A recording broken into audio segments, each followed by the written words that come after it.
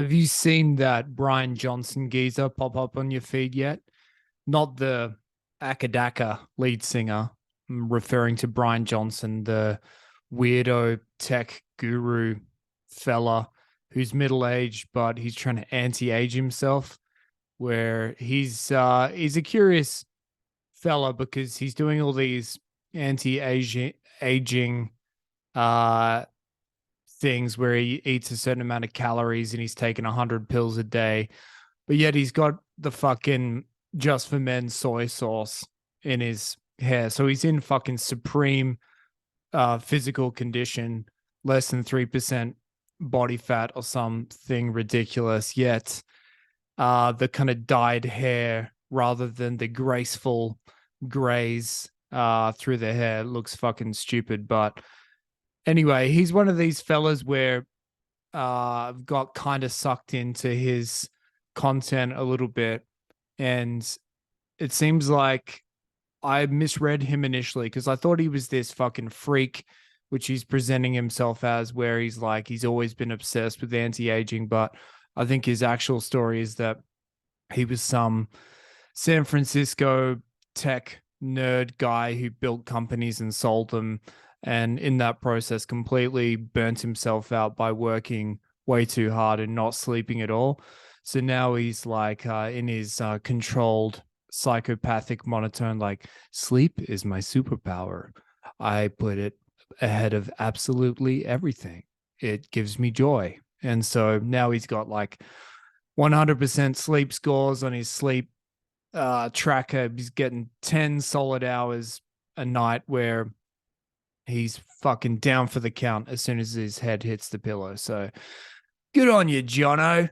Um, and it did make me think about the importance of sleep in my life and think back to the days when I was a young Padawan when I fucking lived by the Bon Jovi motto of I'll sleep when I'm fucking dead. In that, in my 20s, when I used to go out with people my same age, even if I was tired as fuck, I would not allow myself to yawn. I would refuse to give myself that out to say no to a night on the tiles or just the kind of sense of who knows what might fucking happen. But I'm gonna be here for it because my metabolism is fucking raging and yeah, I might have work or fucking university tomorrow, but I'll deal with it because I don't want to miss out. I had a sense that there was something happening out there and I might need to stay up all night to find it, but by God, I was going to do that. And I'd see these other cunts my age who would yawn and be like, "Oh, I've had a big day. It's 11:30. I might catch the last bus home." It's like, what the fuck are you on? This is not the time for sleep. This is time for, this is time for bad decisions. And so, yeah, I've kind of come out the other side now in terms of having years of sleep deprivation by having a young child in my household. And yeah, absence makes the heart grow fonder. You do not realize how important sleep is until it's kind of taken away from you. And having a kid is kind of like the perfect way to go through it because you're pumped with all these kind of cutesy love hormones that makes you go through the ordeal. If you didn't have like a little unit who looked half like you, where you're getting all these evolutionary pats on the back for like, yeah, well done. That's why you can't fucking, you don't have enough energy to put this spoonful of yogurt in your mouth because you got 25 minutes of sleep last night. You deal with it because you've completed your purpose of life to procreate. But yeah, and so now I've kind of come out the other side.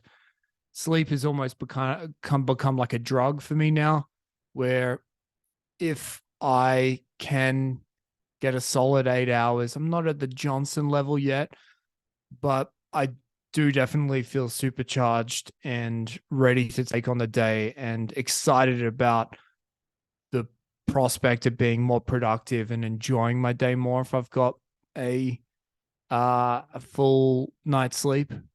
So I'd like to think I haven't completely sold out from my John Bon Jovi inspired early days. But yeah, I do try and kind of like pick and choose when I deprive sleep from myself. And yeah, I feel like what I struggle with now though is that, let's say I am trying to get on the straight and narrow and I'm trying to fucking just stick to a schedule, like be in bed by 10 p.m. every night or whatever.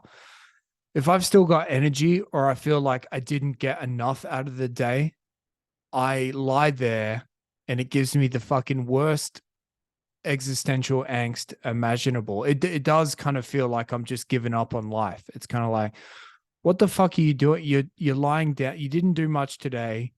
You're lying down now. You're giving up. It's like the drill instructor, the Full Metal Jacket dude comes out in those moments for me where it's like, what the fuck are you doing, man? Like, go for a run or do something. Before that, I would just fill in those times with drugs uh, or alcohol or chasing girls or something. Like, there would be something kind of uh risque involved or somewhat risque in those in the kind of nocturnal pursuit of entertainment. But now it's more just kind of like, is this it? It's a sense of like, you didn't do much today. You're trying to sleep now in the hope that tomorrow is going to be better, but maybe tomorrow is going to be the exact same day. So what are you waiting for? Maybe you might fucking die tomorrow. Instead, you're just like trying to be, you're trying to be overly cautious and prepare for tomorrow. That feels fucking lame, man. So I guess I've kind of come out the other side where it's like, I do value sleep and I do want to get good sleep and be more on a schedule so I can appreciate my life more. However, it's a balancing act because I've got to fucking really tucker myself out to actually be able to engage in that mode. Otherwise, I just lie there like a fucking turnip thinking, what the fuck am I doing when life is passing me by? So yeah, that's me. That's me when I don't get a full day's energy expenditure and I'm like, yeah, you just give you're giving up on life, you lazy cunt.